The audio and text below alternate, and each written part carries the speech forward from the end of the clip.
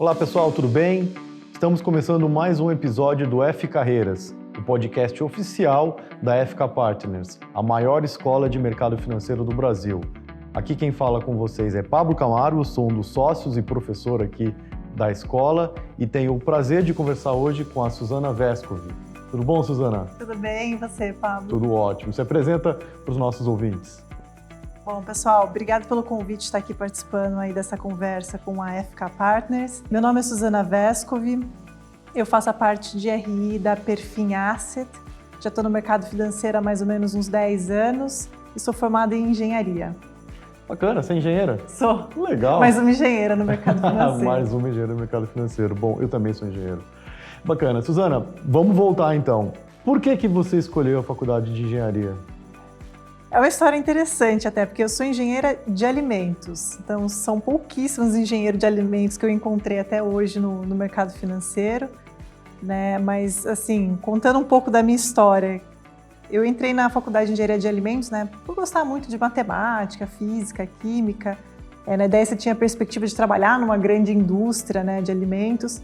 Aí ao longo da faculdade fui me identificando muito mais com a parte de exatas do que com a parte de alimentos. E no final do curso, é aquela coisa, você começa a procurar estágio por todos os lados, se inscrever, um monte de processos naquelas empresas, né, de recrutamento. E aí tinha oportunidades no mercado financeiro, né, em grandes instituições. E eu acabei fui passando por todas as etapas ali de estágio, trainees, e entrei e estava, na verdade, na última etapa ali para começar a trabalhar num estágio no Itaú, na área de Fund of Funds, e chegou na última etapa lá das entrevistas. Eu estudava em Pirassununga, né, porque o campus que eu fiz da USP é lá em Pirassununga, é uma cidade interior aqui do estado de São Paulo. Eu estava lá aqui em São Paulo fazendo a entrevista, né, conversando com os heads ali da área. Eles falaram, não, Suzana, mas como você vai vir fazer esse estágio aqui? Se você estuda em Pirassununga, tem algumas aulas ainda para concluir no seu final de curso. Eu falei, olha, tem um ônibus lá em Pirassununga que sai 3h50 da manhã e chega às 7h30, 8h da manhã aqui em São Paulo. Eu vou pegar esse ônibus e vou fazer o estágio e isso dá certo, porque tem uma pessoa na faculdade que faz a mesma coisa. Então, possível. Aí eles falaram assim, não, existe esse ônibus? Eu falei assim, existe.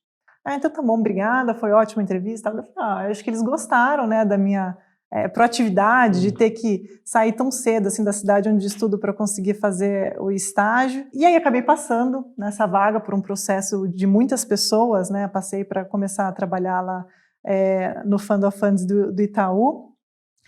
E acordava 3h15 da manhã, pegava o ônibus 3h50, vinha para São Paulo, voltava depois para Pirassununga para fazer algumas aulas.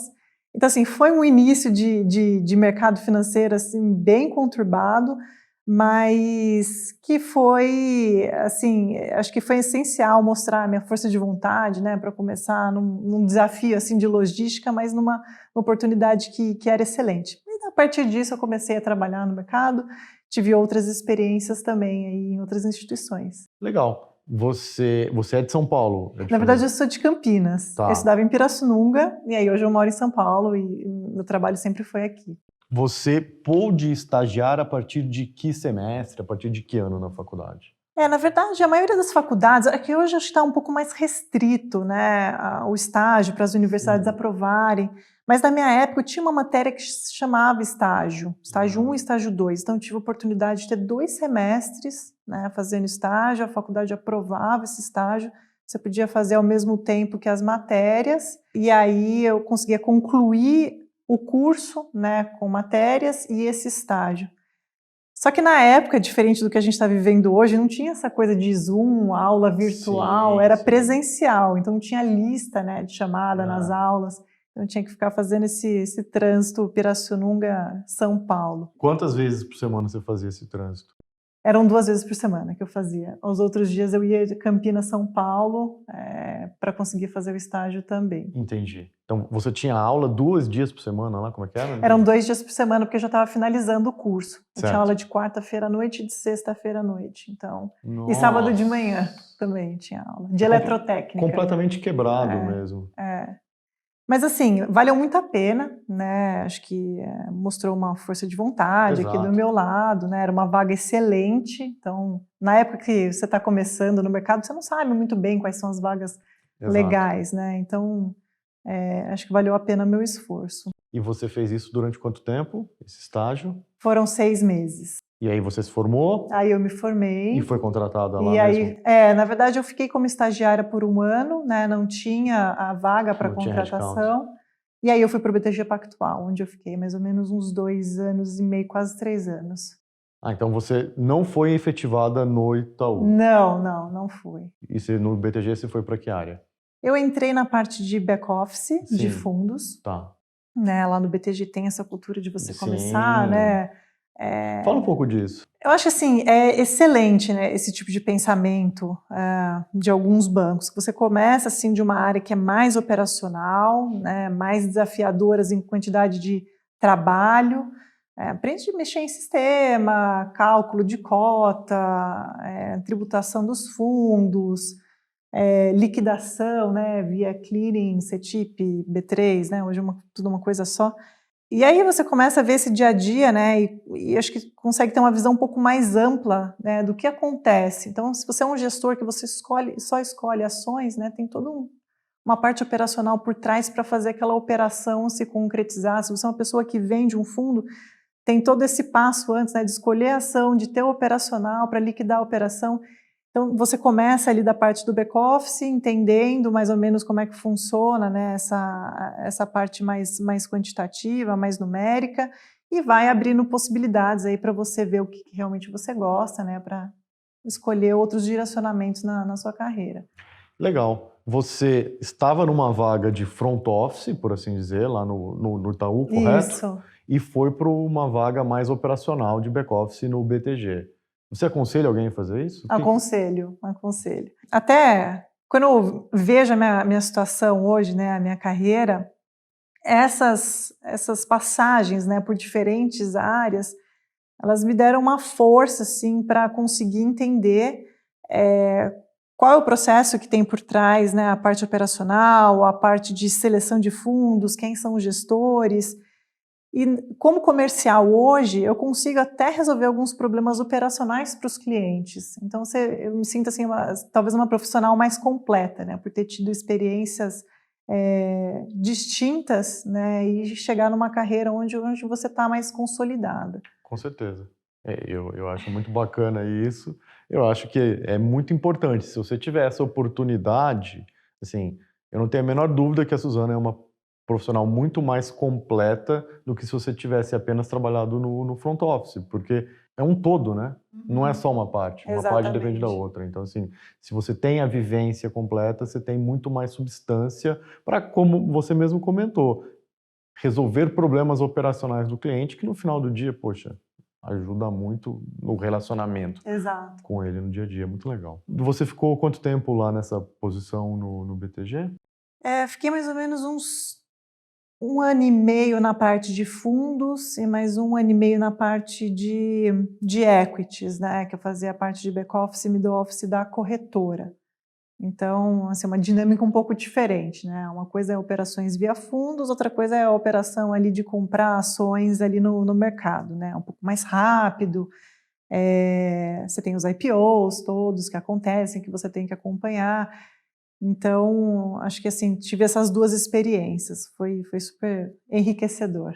Qual é a parte do trabalho referente aos IPOs? Quando você tem as ofertas, né, ali, quando você tem as emissões... O banco ofertando. Isso, o banco ofertando. Perfeito. Né? Você tem que fazer a liquidação ali para os clientes. Né? Então, ali naquele dia, né, da oferta, quando você fecha o book final, não pode dar nada errado, né? Porque assim, vai acabar ali no dia seguinte, vai começar a negociar aquela ação. Então, assim, é uma pressão para que tudo dê certo, né, e os clientes fiquem alocados da forma que eles sugeriram. Legal. E você, só para eu ter uma noção, que ano que a gente está falando? Que você estava falando? 2014, 2015, isso. Então, infelizmente, eram poucas, né? Eram poucas. Era um ano que foi bem difícil aí para a Bolsa. Eu comecei no mercado aí em 2011, Por isso que já tenho mais ou menos uns 10 anos de carreira, né? Comecei em 2011 lá no Itaú, fiquei até 2012, depois eu fui para o BTG, fiquei até 2015. Legal. E aí depois do BTG? Aí depois do BTG, eu trabalhei no Banco Original. Legal. Ali eles tinham constituído uma asset para fazer gestão de alguns fundos exclusivos, e aí a minha posição mudou novamente, né? Porque era uma área de front office. Você tinha que selecionar ali os melhores gestores para colocar dentro da plataforma. Então, você era sediado, né? Porque todo mundo queria que você incluísse o fundo, né, da gestora para conseguir distribuir através das plataformas que estavam começando. Não começando, mas estavam começando a aquecer. Né? Certo. Por que você mudou de emprego? Esse do BTG. Porque assim, você estava lá há algum tempo, já tinha mudado internamente, enfim, qual foi o lance? Na verdade, a mudança no BTG, né, ali no back-office eu queria mudar para outra área, né, para uma área mais de front office, entendi que meu papel eu já tinha cumprido ali na parte operacional, me via muito mais como uma pessoa comercial e não ali mexendo em sistema, fazendo toda essa parte mais burocrática. E aí segui para procurar outras oportunidades. Então, mas assim, demora um tempo para você entender tudo isso, não, né? Porque de imediato não é tão simples assim. Eu passei por esse processo, eu sei exatamente o que você está falando. Mas eu passei por esse processo talvez um pouco mais maduro em termos de idade do que você. Sim, com mais idade. Legal. Você procurou essa vaga no Banco Original, conseguiu? Assim, como é que foi essa procura? Também acho isso legal trazer para as pessoas. Como foi essa procura? A procura hoje, né, tem muitas agências, né, de recrutamento, pessoas específicas aí do mercado financeiro. Fazer um bom uso de redes profissionais também hoje acho que favorece bastante os relacionamentos, né? Eu lembro que na época eu era bem nova assim no mercado, não conhecia tantas pessoas, peguei meu e-mail pessoal e fui mandando o e-mail, olha, meu currículo está aqui, eu estou procurando alguma vaga, se souber de alguma coisa, me dá um alô, sabe? Assim, mas você mandou para quem? Para as pessoas que eu conhecia, assim, algumas pessoas que você conhecia, alguns amigos, alguns headhunters também, que eu tinha e-mail. Então, as pessoas vão se ajudando, né? Porque sempre tem vagas abertas, as pessoas vão lembrando, vão conectando e podem direcionar seu currículo para alguma oportunidade, tá? Eu acho que assim, hoje tá bem fácil essa conexão aí. E a indicação, ela é super importante. Sim. Né? Para quem indica também, né? Não, com certeza. Para quem indica e quem é indicado. Exato. E aí você começou a trabalhar no Banco Original numa posição completamente diferente, como você falou, assediada pelos gestores, né? Assim, todo mundo, me coloca na plataforma. Como foi isso? Por quanto tempo você fez isso? Era muito parecido com o que eu fazia no Itaú, né? Porque é uma seleção de fundos, obviamente num porte diferente. O meu dia a dia era conversar com os gestores, né? Saber como é que estavam as estratégias dos fundos.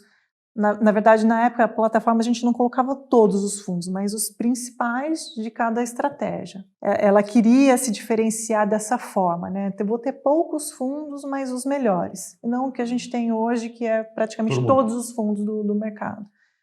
Então, tinha um trabalho ali de curadoria também por parte dessa equipe. E o dia a dia era esse, né? Falar com os gestores, estudar os fundos, acompanhar um pouco de mercado. E aí aprende bastante, né? Porque todo mundo está te explicando, todo mundo quer te explicar, né? Porque quer ser comercial com você, para você selecionar o fundo. E é curioso, porque você tem que ter um filtro, né? Porque, em princípio, tudo parece muito maravilhoso, as estratégias todas funcionam, os retornos são ótimos, então tem sempre uma justificativa, né? Para o fundo ser bom. E aí, você tem que ser esperto o suficiente, né, para ir perguntando as coisas mais pontuais para você ver se aquele fundo, se aquele gestor realmente ele tem uma consistência, né, se ele tem uma equipe engajada, se ele tem janelas móveis de retorno que são eficientes aí no longo prazo. E aí, isso faz parte da seleção de fundos, né? Legal. E tenho certeza que você fez muito bem o trabalho, porque você já tinha feito no Itaú e você tinha o conhecimento de tudo que tem dentro do fundo da época do BTG, né? Isso. Exatamente. Te ajudou completamente. Ajudou bastante. Uma coisa parece que é um quebra-cabeça, né? As coisas vão se encaixando, coisas que talvez não fizessem tanto sentido no começo da minha carreira, agora fazem. Por isso que tinha que fazer aquela operação assim, por isso que tinha operação de ECTIP, por isso que o cliente ficava tão bravo. Assim, você vai entendendo, né? Como você falou, você acaba tendo um todo aí de conhecimento. E você ficou quanto tempo fazendo essa função lá no Original? Eu fiquei 1 ano, que foi o ano de 2016, aí essa equipe encerrou, essa parte de seleção de fundos foi toda para o comercial, não tinha mais uma equipe para isso. E aí eu estava conversando já com muitas assets, né? Uma vez que meu trabalho era esse, tinha uma oportunidade na Perfin, né, para ser comercial. E aí acabei conversando com o pessoal e deu certo, e lá estou já faz 4 anos. Pô, legal. Só curiosidade, quantos fundos vocês tinham na plataforma nessa época lá da Original? A gente tinha 5 fundos, quando começou, 5 fundos espelhos. Na época a gente estava incrementando, né, colocando mais fundos. A gente já tinha 2 multimercados, 2 renda fixa e 1 fundo de ações. Isso é pouco mesmo, hein? É pouco, eram os fundos espelhos esse. É pouco mesmo. E aí a gente começou a adicionar novos fundos, né, e tinha, sei lá, uns 5 fundos uns 5 multimercados, Sim. mais alguns de renda fixa, outros de ações. Estava um momento ali de mercado também difícil, né? Com o impeachment, o pessoal querendo correr um pouco mais para risco, né? Todo mundo meio sem saber assim o que fazer. E aí a gente foi adicionando outros gestores lá. Essa foi a época que o pré abriu pra caramba, né? 15%, 16%, 17% pré-fixado. Legal. E você foi para Perfin, ser comercial lá. Conta um pouco assim do seu trabalho, do seu dia a dia, por favor. O trabalho de comercial, ele vai muito além de você trazer uma captação de clientes. Ele também precisa que você... Acho que tem uma necessidade do comercial de tornar o fundo, né, a asset, a empresa, mais visível, né, através das redes sociais, redes profissionais, as reportagens no valor. E aquela forma clássica também do shake hands, né, que você vai, imprime a apresentação, bate de porta em porta, fala com os diferentes tipos de cliente para mostrar ali o seu produto. Então, assim, não é só a captação direta, mas é também deixar a instituição, a marca, mais visível para o público como um todo. E, assim, na minha visão, o comercial, ele precisa de um skill, né, de uma técnica, que eu acho que é meio que um dom que a pessoa já nasce, né, de ter uma coragem de falar com pessoas desconhecidas, com quem nunca viu, né, pessoas que sabem mais, menos, pessoas mais humildes, mais sofisticadas. Então, tem que ser uma pessoa que consegue se adaptar, ter um jogo de cintura muito rápido aí, em diferentes situações. Eu acho que tem outros tipos de profissão, né, outras áreas do mercado financeiro que é uma técnica, né, conhecimento que você tem através de estudo, né, de aprendizado de mercado, mas o comercial eu acho que ele é uma coisa mais que está dentro da pessoa. Acho que você consegue aprimorar algumas coisas, mas o essencial ali você já nasce. E não é tão simples, né, acho que precisa ter um pouco de coragem aí de estar falando com pessoas diferentes. Outros skills que eu acho importante ter agora para quem está interessada em ser comercial aí na sua carreira, acho que você precisa ser uma pessoa muito organizada, né? Porque você fala com os clientes, depois você precisa fazer um follow-up, você precisa lembrar, aquele cliente gostava daquele assunto, então deixa eu dar uma ligada para ver se ele se interessa, você criar uma conexão talvez um pouco maior, aniversário daquele cliente... enfim, é uma série de coisas que eu acho que você precisa ter um bom CRM ali para você gerenciar os seus contatos. Eu acho que é um tema importante também. Eu acho que você tem que ser uma pessoa otimista também, porque tem momentos mais difíceis, né, de mercado que não necessariamente você vai conseguir trazer aquela captação para aquele fundo, de repente aquela estratégia ali não funciona, mas com seu otimismo, né, ali que, isso é bom, isso funciona, acreditar naquele produto que você está vendendo é um aspecto também importante, né, você não vai conseguir vender uma coisa que nem você compra, né. Exato. Então, eu acho que são pontos importantes aí para quem quer ser comercial. Legal. Você, enquanto comercial, só Eu posso falar um pouco, posso fazer essa brincadeira, porque eu sou engenheiro também, Uhum. como você falou. Mas comercial e engenharia na mesma frase não é muito comum, né? Não, não é. Mas assim, tem várias pessoas. Eu já vi até pessoas assim que são formadas em química, né? E dirigem grandes bancos aí, instituições financeiras. Acho que não tem que ter preconceito. Acho que a engenharia ela te ajuda, né? É meio óbvio falar isso no raciocínio lógico. Mas acho que naquela disciplina de você estudar, ir atrás, e até uma coisa que eu não comentei assim, durante a minha carreira, que foi bem importante, foi o certificado. Primeiro eu tirei o CPA 20, que nesse vai e vem de ônibus que eu comentei com você, eu ia com a apostila estudando. Então, mas das 3 às 7 da manhã você não ia dormindo? Mas tinha a volta também, né? Tá. A volta para Pirassununga eu precisava também ficar mais um tempo no ônibus. Eu ficava lendo as apostilas, consegui tirar o CPA quando estagiária ainda. Legal. E aí depois, numa das transações de carreira que eu tive, eu estudei para o CGA, através do material aqui de vocês. Legal. E foi super bom, né? Acho que traz uma série de vantagens aí. Óbvio que o conhecimento, acho que o conhecimento te traz segurança para falar com os seus clientes, por isso que é importante para o comercial. Entender, né, os produtos. Por exemplo, eu estou hoje numa gestora de ações. Mas como é que funciona uma estratégia multimercado, uma estratégia de renda fixa, outros conceitos da economia também que não fazem parte do meu dia a dia, mas é importante eu aprender. E eu não tive na engenharia também.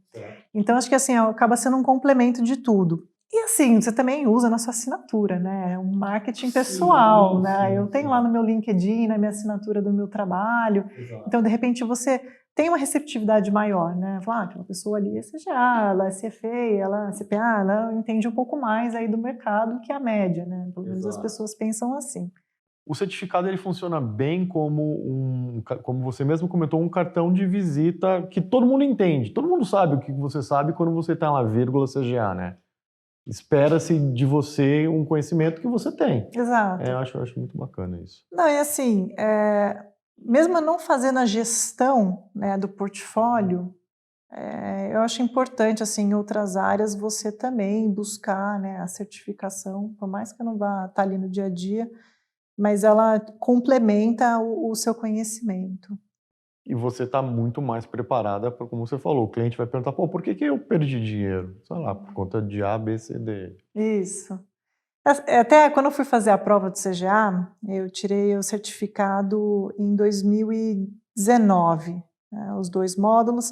Eu lembro que tinham pouquíssimas mulheres na classe, era eu e outra pessoa, quando eu fui fazer a prova.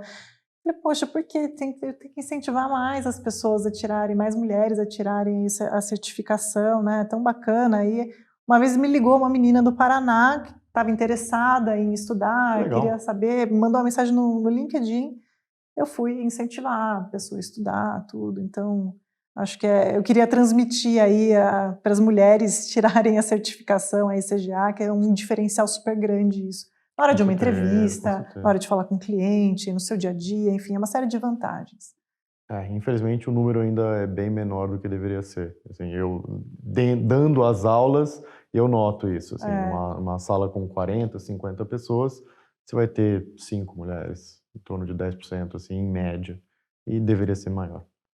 E o pessoal tem que aproveitar a pandemia agora, que esse deslocamento, né, de 1 hora aí no trânsito, no metrô, no ônibus, você pode usar isso, agora que você pode ficar em casa, você pode usar isso para estudar, né? Então, assim, não é um esforço tão grande, igual você vai até o escritório, volta para casa cansada, ainda tem que pegar as coisas, estudar. Hoje, pelo menos, esse deslocamento está um pouco mais flexível, né? Então, acho que é um bom momento agora para todo mundo se preocupar um pouco mais aí com seus estudos. Exato. Essa parte comercial da gestora da Perfin, esse foi seu job description do início até hoje? Sim, mas acho que assim, trouxe coisas diferentes para o dia a dia, né? Até um ponto que eu esqueci de comentar de um dos skills que eu entendo que seja importante para o comercial, você ser criativo. Então, que eu acho que assim, você tem hoje as mídias sociais, né, as redes profissionais, elas têm um poder aí, né, de transmitir informações para um público enorme. Então, de repente, fazer um post sobre a sua gestora, fazer alguma coisa diferente, falar um pouco do fundo, falar alguma coisa de mercado, né? Alguma coisa criativa, né? Que não seja mais o retorno, os números, alguma coisa que você consegue engajar o público. Eu acho que é algo bacana que você pode adicionar aí no dia a dia do comercial. Legal. Bacana. Patrocinar eventos também, eu acho legal. Sim. Legal. Você, cara, tocar um pouco, assim, né? Como você falou, poxa, só 2 meninas fazendo a prova e tal. Eu imagino que você, durante a faculdade, foi um período relativamente tranquilo em relação a isso, né? Assim, na sua sala deveria ter... Como é que era a quantidade de homens e mulheres na sua Na sala? engenharia de alimentos costuma ter mais mulheres, Exato, né? Na verdade, a minha classe era meio a isso. meio. Puta que legal. Você pega assim uma engenharia elétrica, né? 95% homens, 5% mulheres, mas tinha uma diversificação boa ali. Legal. Então, a faculdade foi um período relativamente tranquilo em relação a isso, assim, Sim. sem nada, nenhum problema em relação a isso. E no mercado? Acho que assim, tem muita empresa que está se reinventando, né? Está trabalhando mais com essa questão de diversidade aí de gêneros. Até lá na Perfin a gente tem um número muito significativo de mulheres, né? Fico contente de observar que as pessoas que tomam a decisão têm isso muito claro, né? Vamos contratar mais mulheres. O desempenho tem sido interessante aqui das que já estão presentes. Mas, assim, a grande maioria do mercado financeiro hoje obviamente, que é composta por homens, né? É um mercado que é difícil, né? Conciliar ali a maternidade, né? Responsabilidades que a mulher às vezes acaba tendo em casa. Então, e com uma jornada de trabalho que fica aí nas suas 10, 12 horas diárias. Então, muita gente acaba não ficando motivado, né, para seguir essa carreira e, naturalmente, você vai tendo uma seleção e tendo mais homens ali trabalhando. Mas eu acho que hoje tem uma série de incentivos, né? Acho que a própria pandemia, ela trouxe, né, essa possibilidade de ter um modelo híbrido, né, que a mulher pode ficar ali 2 dias em casa, de repente trabalhando, assessorando um pouco mais os filhos. Existe uma série de empresas também que tem uma quantidade mínima, que vai um percentual mínimo lá para preencher de vagas aí para mulheres. Então, acho que as coisas estão num processo de adaptação. Eu acho que em termos de eficiência, homens e mulheres, cada um tem skills importantes ali para o dia a dia, não dá para ser uma coisa ou outra, tem que ser, acho que uma mistura, um grupo, né? Eu até costumo brincar que acho que uma equipe, ela tem que ser o mais heterogênea possível, porque cada um olha de um jeito, cada um pensa de uma forma, né? E ali você consegue, de repente, ter um todo. Acho que não tem que ter só um perfil de pessoas formadas em uma determinada faculdade, ou um perfil de pessoas só muito comercial, ou só muito técnica. Tem uma mistura ali. O gestor reconhece os pontos positivos de cada membro da equipe, né, sabe trabalhar com esses pontos e ali cada um vai fazer a sua função e a empresa consegue prosperar. Essa é a visão que eu tenho. Eu acho muito legal. E a gente pode trazer esse conceito para mercado financeiro. Se a gente trata de negócio chamado diversificação de carteira, né, para você diminuir o risco, para você, enfim, é a mesma coisa. O conceito ele pode ser expandido. Analogia. Você ter gente que pensa de diferente e vai ser bom para o negócio como um todo ao longo do tempo, né? Acho muito legal. Assim, puxando sardinha para minha empresa, cara, aqui eu não sei a proporção, mas eu tenho certeza que são mais mulheres do que homens trabalhando na FK Partners. O que interessa é o resultado. Acho que isso que é importante mesmo. Ainda falando de carreira como um todo, não só comercial ou mercado financeiro, eu penso que é muito importante você ter uma vida, né, paralela ali ao seu trabalho. Né? Então, ter hobbies, praticar um esporte, assistir filmes, viagens, conhecimento assim, sobre diferentes culturas. No comercial isso é muito importante, porque às vezes você pode puxar um papo com um cliente, né, e criar uma conexão de um assunto, né, que não tem nada a ver ali com o que você está vendendo, com o seu fundo, com a sua gestora, no meu caso, para deixar as coisas um pouco mais leves, né, aquela reunião que você só fala ali, é muito técnico, às vezes fica uma coisa muito pesada. Então, acho que é importante. Às vezes eu vejo as pessoas muito focadas assim, na carreira, né, e deixando um pouco a vida pessoal de lado. Eu acho bem importante ter o equilíbrio. Eu sempre joguei tênis, competia, tal, até hoje participo de alguns rankings, estou na federação, tal. E me trouxe boas oportunidades de relacionamento, porque às vezes você está jogando com alguém, conhece alguém, ou o cliente que você está falando gosta de tênis, você assistiu aquele campeonato, você tem uma dica, ou você convida a pessoa para jogar, e dali pode surgir um negócio. É legal. Então, é uma dica que acho importante aí para todo mundo que está assistindo. Bacana. Você jogou tênis por muito tempo, assim? Muito tempo, desde 8 anos. Pô, bastante. É, bastante. Tipo, desde sempre, assim, né? Tipo, de Desde criança. criança. Em algum momento você falou, pô, posso viver disso, assim? Isso passou pela sua cabeça? Para mim sempre foi claro que eu queria trabalhar, eu sempre quis fazer uma faculdade pública, então quando eu estava na escola, eu já tinha esse pensamento, não, tem que estudar. Pedi para os meus pais me mudarem de escola quando eu estava na 8ª série. Falei, eu quero fazer um colegial mais forte, que aqui nessa escola que eu estou, apesar dela ser muito boa, não está me preparando bem. Aí deixei minhas amigas, fui para uma escola um pouco mais preparatória para o vestibular. Consegui, entrei na USP, fiz um ano de cursinho, mas eu sempre quis ter a carreira que eu tenho hoje. O esporte sempre foi um hobby, nunca foi o ganha-pão, do dia a dia. É um hobby que te dá disciplina, te melhora a cabeça, né? Enfim. Uma válvula de escape também, né? Às vezes tá meio estressado com o trabalho, vai fazer alguma outra coisa, ou às vezes tá meio chateado, não fui reconhecido por causa disso, eu vou lá, ganhei um jogo super bom, um campeonato super bom, poxa, tô me sentindo melhor, hein? É bacana. Legal. Hoje, assim, você é uma comercial, você já deu bastante dicas, assim. Que dica você daria para alguém que vai ser entrevistada pela Suzana, para trabalhar com você? Acho que você conseguir ser uma pessoa transparente, natural, uma pessoa que queira realmente ter aquela vaga, ter aquela função.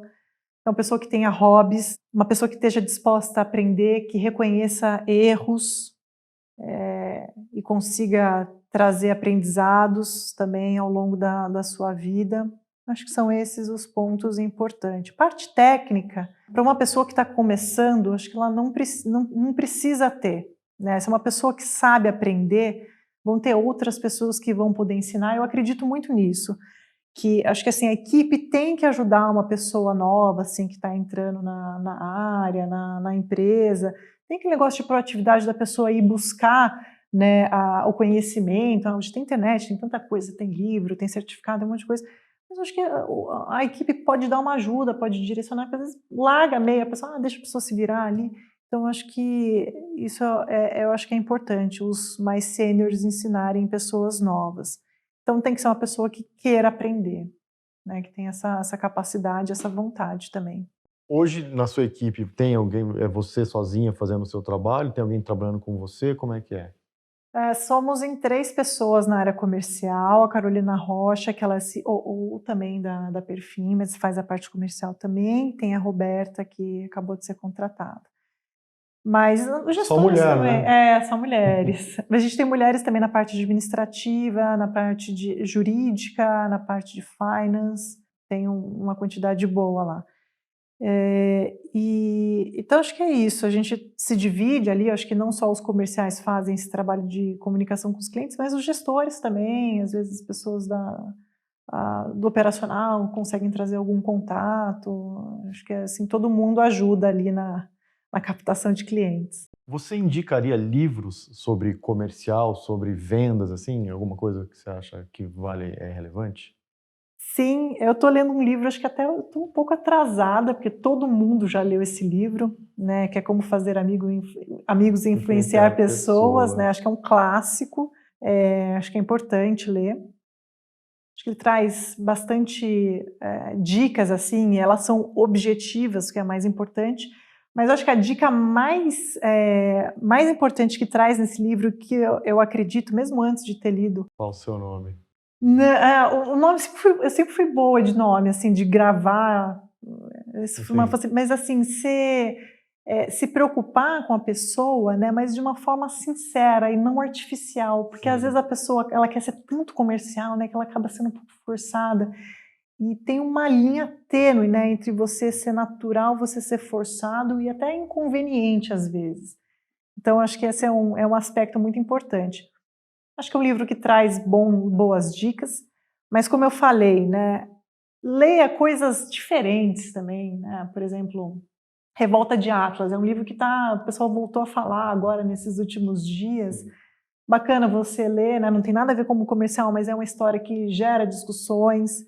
Às vezes livros aí de drama, né? Não ficar só lendo essas histórias de grandes líderes, né? Que surpreenderam aí com suas grandes empresas, né? Porque você está pegando as histórias que deram certo. Sim. Né? Acho que é importante saber as histórias que deram errado, saber observar o que foi, o que aconteceu para ter dado errado e como você poderia ter feito diferente. Enfim, todo tipo de conhecimento, de assunto, acho que é importante para a vida comercial. Legal. Eu gostei que você falou desse livro, assim, eu li, eu gosto muito, e ele tem muito o meu respeito, né? Porque é um livro de 1900 e X bolinha, 10, 13, sei lá, é muito velho o livro. Que é muito atual, Exato. o conteúdo. É engraçado, assim, é muito relevante o cara escrever um livro há 100 anos atrás e ele ser útil ainda, então é muito bacana isso. A leitura é um pouco densa, né? Ela exige aí uma atenção, né? Uma leitura mais sofisticada, mas é sem dúvida um grande livro. Eu li o primeiro só, eu estou com o segundo em casa, eu tenho o 2 e o 3, né? São 3 livros separados, mas é um bom livro. Você comentou das 10, 12 horas de trabalho. Isso pesou para você quando você estava se formando? Você pensava, não, mas o mercado financeiro tem que trabalhar muito, queria trabalhar um pouco menos, assim, isso pesou para você? Você acha, como que você lidou com isso? Como você aconselha uma pessoa a lidar com isso que está entrando na carreira? Boa pergunta. Eu nunca me incomodei com isso, e por um único motivo, porque eu gosto muito do que eu faço. Então, acaba, assim, não é uma reclamação, eu trabalhei 12 horas hoje, é só uma constatação. Se precisasse trabalhar um pouco mais, se precisar fazer um relatório e ficar até tarde de madrugada no escritório, beleza. Às vezes tem cliente que manda e-mail no final de semana, eu vou lá com o maior prazer. Às vezes na virada de um game ali, do jogo de tênis, eu vou lá e respondo. Então, acho que assim, uma vez que você gosta daquilo que você faz, isso não é um problema. Mas realmente a jornada de trabalho ela é longa, mas eu observo algumas amigas minhas que estão em outras áreas, né, que não são do mercado financeiro, e elas trabalham bastante também. Ah, é? Trabalham bastante, empresas de alimentos, consultoria, startups. Também acho que é um nível puxado. Acho que essa é uma dinâmica assim meio comum aí para a maioria dos empregos, né? A não ser que você seja autônomo, aí você faz o seu horário, né? Você sabe já o seu começo e o meio e fim. Então você se permite a trabalhar um pouco menos se você quiser ou mais, né? Mas acho legal você comentar que não faz diferença porque você gosta do que você faz. Exato. Aposto que no final do seu período no back do BTG, você não queria trabalhar 12 horas por dia. Naquela época eu já estava bem cansada ali, porque eu não gostava mais do que eu estava fazendo. Não era mercado financeiro, era atividade, né, a minha função ali dentro do BTG. Mas é legal, o que eu acho que é importante vocês levarem se você faz o que você gosta, é clichê isso, mas é a verdade, assim, você não liga de trabalhar, enfim, não faz diferença. E gente, vamos ser sinceros, assim, a gente vai mais trabalhar do que qualquer outra coisa. É o normal. Eu acho que a vida, ela é isso, né? Ela trabalhar, você ter sua família, você ter seus hobbies, de repente a pessoa religiosa, né? Tem uma religião, tem uma espiritualidade. E é isso, né? Se você não gosta de nenhuma dessas partes aí, acaba ficando difícil, né? De viver uma pessoa que vai ser infeliz. Então, acho que é bem importante.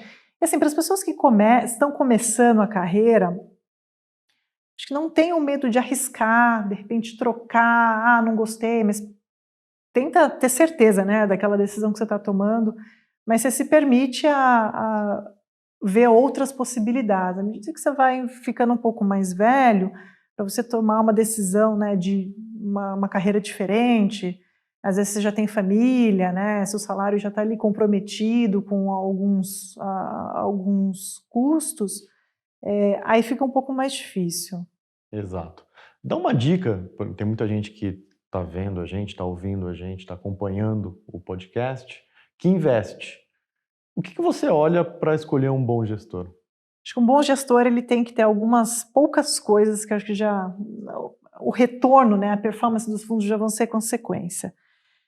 Uma boa equipe, né, então pessoas que estão ali que acho que sigam esse conceito que eu comentei, né, pensam de formas diferentes, sejam engajadas, né, não tem um perfil específico, pessoas que tenham bastante conhecimento aí do mercado, muito tempo de mercado também, uma boa história, né, então, assim, tem gestores que são mais novos, que acabaram de começar, mas também passaram por outras instituições, pessoas que também nunca fizeram isso da vida e agora viraram aí gestor de alguma estratégia de fundo.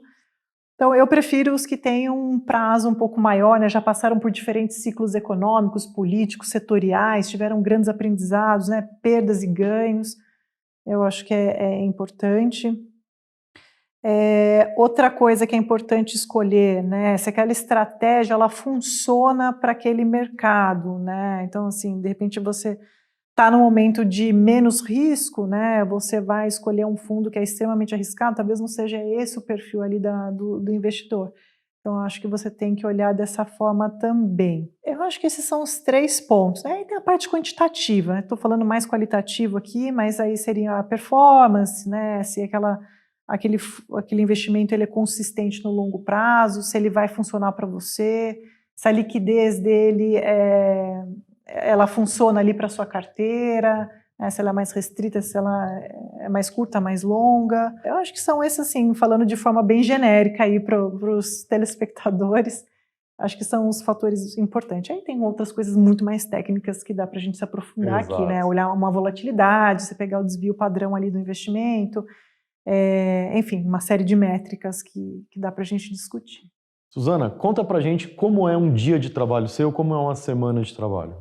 Bom, um dia de trabalho fora da pandemia, típico bom. de um comercial, é assim, pega um avião às 6h10 da manhã, a gente chega em, sei lá, Belo Horizonte, Rio de Janeiro, Brasília, umas 8h30, 9h, faz uma reunião atrás da outra, né? Já faço uma logística, pego os endereços dos clientes que eu vou visitar e paro só para almoçar, faço as reuniões todas, depois volto no avião meio que fazendo um compilado de como foram as conversas.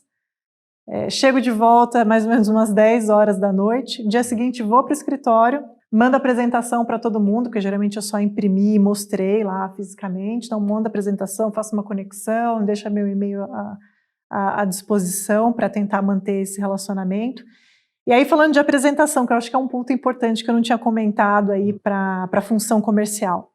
Tem apresentações muito legais hoje, né? Existem até empresas que você pode contratar para fazer um design mais bacana. Mas o comercial ele tem que ter uma atenção, assim, ele tem que ser muito criterioso, detalhista, para ter os números assim na vírgula, tudo certinho, colocar os espaços ali nos gráficos, né? As figuras, tem que estar tudo muito perfeito. Porque essa é uma das formas de você encantar o cliente, né? Então, às vezes você traz alguma coisa, um slide legal, né, que chama atenção, ou o contrário, uma coisa que não está bem feita, que está assim, com umas cores meio desanimadas, aí você pode desengajar ali a sua conversa. E o comercial que é responsável por isso, por ir atrás desse marketing, por ir atrás desse design, dessas apresentações, né, de atualizar apresentações com os números sem ter nenhum erro. Eu acho que isso faz parte aí do dia a dia. Então, basicamente é isso. Pegar avião, viajar, né, falar com alguns clientes, falo com um cliente aqui também na região, fazer as apresentações, atualizar, mexer nas redes sociais, ter um CRM também muito bem organizado ali com o seu dia a dia, com os seus contatos. E, assim, tá acompanhando também o que está acontecendo no mercado, a gestão, o que está trazendo boa ou ruim performance aí nos fundos que você está vendendo. Mais ou menos esses são os elementos aí dos dias. E você conversa com quantos clientes em média por semana? Mais ou menos, depende da semana. Às vezes é uma semana Sim. que aconteceu algum fato assim, importante para a gente quer fazer uma comunicação um pouco mais próxima, acabam falando, sei lá, com mais de 30 clientes. Caramba. Eu acho assim, você tem diferentes formas, né, de você falar. Você pode ligar, você pode fazer Zoom, você pode fazer presencial, você pode falar pelo WhatsApp. Então, assim, isso tudo conta, né? São formas de você interagir. Mas acho que em semanas um pouco mais calmas, assim, mais tranquilas, mais ou menos umas 10, 15 reuniões, acho que é um número bom. E pandemia, uma semana da pandemia, uma semana que não tem avião, e essas conversas viram todo Zoom, é isso? Viram todas virtuais, né? Então hoje você tem diferentes meios, né, de fazer a reunião através de plataformas virtuais. É muito mais difícil fazer uma prospecção de uma pessoa que você nunca viu através de um vídeo. Quando você vai lá e faz o seu shake hands, né, por mais que seja meio óbvio, meio clássico isso, é ali que você consegue criar uma conexão. Acaba ficando um pouco frio, assim, para essas plataformas aí de video call. Mas é assim que a gente tem que se virar, né? O que a gente tem poucas pessoas fazendo reuniões presenciais hoje. Então, acho que cai até num conceito, né? Você tem que ser uma pessoa que se adapta muito bem às situações. Beleza, pandemia, né? Um negócio único, que a gente nunca imaginou que fosse acontecer. E agora, como é que eu sou comercial assim? Beleza, vou fazer video call através de uma plataforma, e assim tem que continuar, porque às vezes no meio desses períodos, né, igual a pandemia, que é mais desafiador em termos de mercado, muita volatilidade, muito risco, as pessoas estão ansiosas, não sabem o que fazer, se resgatam, se aplicam, tem muita oportunidade de investimento também, você não pode perder esse time, né? O comercial tem que estar sempre ligado ali, porque pode ter um cliente que estava esperando esse momento para investir. Então é importante você estar ali conectado com todo mundo. Legal. Suzana, muito obrigado pela sua presença. Você quer deixar últimas palavras aqui para os nossos ouvintes? Eu que agradeço você, Pablo, FK, pela oportunidade de estar conversando, de tentar contribuir aí para o desenvolvimento da carreira de quem está nos assistindo. E eu me coloco à disposição, se vocês quiserem me adicionar lá no LinkedIn, tiver alguma dúvida, quiserem continuar a conversa, alguma dica de carreira, pode contar comigo, tá? Porque eu acho que, assim, mais do que você trabalhar, né, fazer seu trabalho, mas você contribuir para a sociedade como um todo, para a educação, deixar seu legado, é algo importante também, né? Não fazer as coisas só para você, fazer pelos outros. Legal. Pode deixar os seus contatos, assim, se quiser deixar as redes sociais, fica à vontade. É só me adicionar lá no LinkedIn, né? Suzana Vescovi, vocês já vão encontrar, não tenho outra. E a gente consegue se conectar por lá. Trabalho bem nas redes sociais. Perfeito. Pessoal, espero que tenham gostado. Sim, eu gostei muito de ter conversado com a Suzana. Novamente, muito obrigado pelo seu tempo. Foi muito divertido conversar com você e muito esclarecedor, assim, que é uma profissão que eu acho muito bacana. Assim, o gestor é o cara, faz a gestão do fundo, mas ele não é o cara que faz 100% do trabalho, né? Precisa ter alguém ali ajudando, falando, mostrando o que é a gestora para o cliente, o que é o cliente para o gestor, assim, é um meio de caminho assim, muito importante. Se você quiser mais dicas sobre carreiras, né, nos siga no LinkedIn, no Instagram. Toda quinta-feira tem novo podcast em todas as plataformas. Muito obrigado, grande abraço.